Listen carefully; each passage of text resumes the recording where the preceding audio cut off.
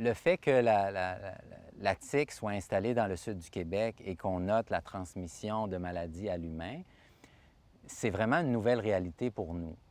Pour nous, les autorités de santé publique, pour les médecins, mais aussi pour la population, parce que jusqu'à maintenant, on n'avait jamais pensé qu'il fallait se protéger des piqûres d'insectes, de maringouins, de tiques, pour prévenir des maladies. On s'en protégeait parce que c'est une nuisance, ça nous dérange. Mais on n'avait jamais pensé qu'on devait s'en protéger pour la transmission de maladies. Donc ça, c'est totalement nouveau. Et c'est important pour les gens de le savoir.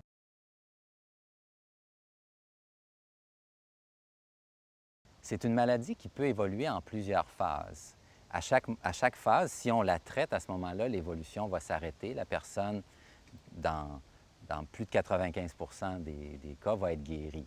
La première phase, c'est dans le mois qui suit la piqûre de tique. C'est vraiment deux types de symptômes. D'abord, des symptômes au lieu de la piqûre.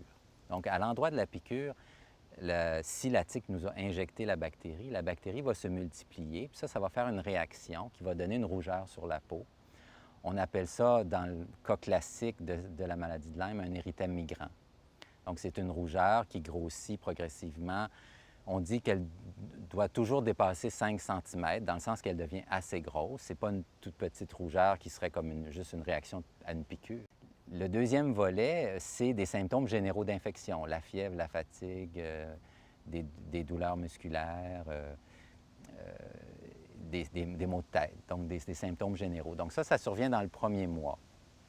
Si la maladie n'est pas traitée à ce moment-là, il peut y arriver qu'il y ait une pause. Donc pendant quelques jours, quelques semaines, aucun symptôme. Les symptômes sont disparus, il n'y a rien d'autre. Des fois, il n'y a pas de pause, mais l'étape suivante, c'est que là, la bactérie se dissémine dans le corps et va attaquer certains organes en particulier. Donc, on voit en particulier le système nerveux avec des symptômes qui peuvent être, souvent, on va voir une paralysie du visage, une paralysie faciale qu'on dit. Alors, un côté du visage qui est paralysé, ça peut être un symptôme caractéristique. On a aussi des symptômes des problèmes articulaires, donc des douleurs aux articulations, gonflements. C'est souvent les genoux, souvent des plus grosses articulations, et ça peut se promener d'un côté à l'autre.